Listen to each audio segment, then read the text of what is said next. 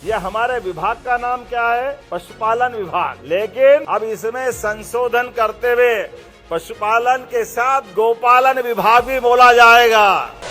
आज हमने नवीन खास करके निराश्रित गोवंश की समस्या के निवारण के लिए सरकार की सर्वोच्च प्राथमिकता है, इसलिए हमने 73 गौशालाओं के पंजीकरण के प्रमाण पत्र भी आज ही दे रहे हैं। लगातार इस पंजीकरण के अभियान को भी हम चलाते हुए इसी तरह से आगे बढ़ाते जा रहे हैं।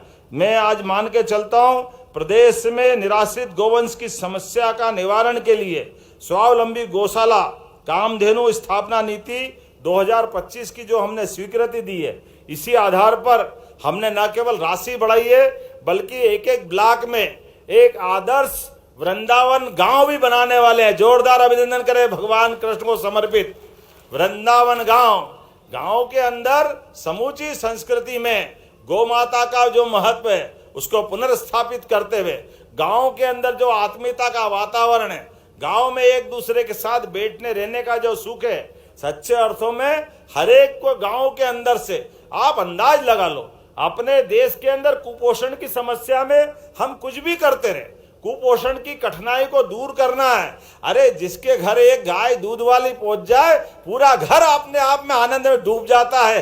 गाय का कुपोषण दूध का मामला है, बच्चों को दूध मिल जाए, गर्भवती महिला को दूध मिल जाए, यही तो जरूरत पड़ती है, जिसमें संपूर्ण पौष्टिक सभी प्रकार के पोषक तत्व हैं, सभी विटामिन मिलते हैं। कहाँ अलग से कोई जरूरत पड़ती। लेकिन कोई बात नहीं, जब जागे तब सवेरा हमारी सरकार ने निर्णय किया है, इसी दिशा में हम लगातार आगे बढ़ रहे हैं। और अब तो रीवा, सतना, दमोह, देवास, विदिशा, ग्वालियर, आगर मालवा एकीकृत बायोगैस संयंत्रों के स्थापना करते हुए गौशाला के माध्यम से भी सीएनजी गैस का कैसे उत्पादन होता है और हमारी ग्राम में भी अर्थव्यवस्था गौशाला आधारित पर कैसे मजबूत हो सकती है, इस दिशा में भी काम कर रहे हैं। जब मैं पर्यावरण की बात कर रहा हूं तो गौमूत्र से वर्मी कंपोस्ट, सींग खाद, अमृत पानी जैसे जैविक उत्पादों का भी निर्माण करना हमारे यहाँ मध्य प्रदेश में प्रारंभ हुआ है, जो न केवल रसायन मुक्त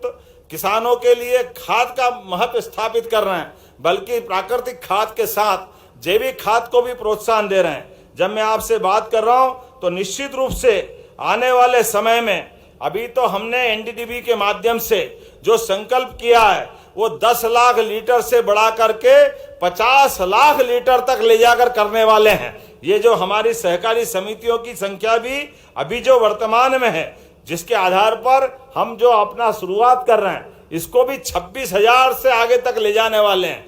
धीरे धीरे करके अभी 5.5 करोड़ लीटर दूध प्रतिदिन मध्य प्रदेश में एकत्र होता है और 5.5 करोड़ लीटर दूध में से 2.5 करोड़ लीटर अपने अपने घर में खाने के काम में लेते हैं। लगभग 2.5 करोड़ लीटर दूध अभी भी मार्केट में जाता है, लेकिन मार्केट में जाने वाले दूध को भी उचित दाम मिले, वो किसानों की समृद्धि का आधार बने। इसलिए औद्योगिकरण के आधार पर, फूड प्रोसेसिंग इकाइयों के आधार पर, दूध की डेयरियों के उन्नतीकरण के आधार पर किसानों के लिए हम उसकी भी विशेष योजना बना रहे हैं। एक के बाद एक इतने प्रकार की योजनाओं से काम कर रहे हैं। यह हमारे विभाग का नाम क्या है? पशुपालन विभाग। लेकिन अब इसमें संशोधन करते हुए पशुपालन के साथ गोपालन विभाग भी बोला जाएगा। हमारे मंत्रालय से अगर गोपालन नहीं जुड़ेगा, गोपाल नहीं जुड़ेगा तो फायदा क्या है? विभाग के साथ हमारी जो मूल भावना है कि हाँ, हम गौमाता के आधार पर इस विभाग का सम्मान देना चाहते हैं कि आने वाले समय में सच में मध्य प्रदेश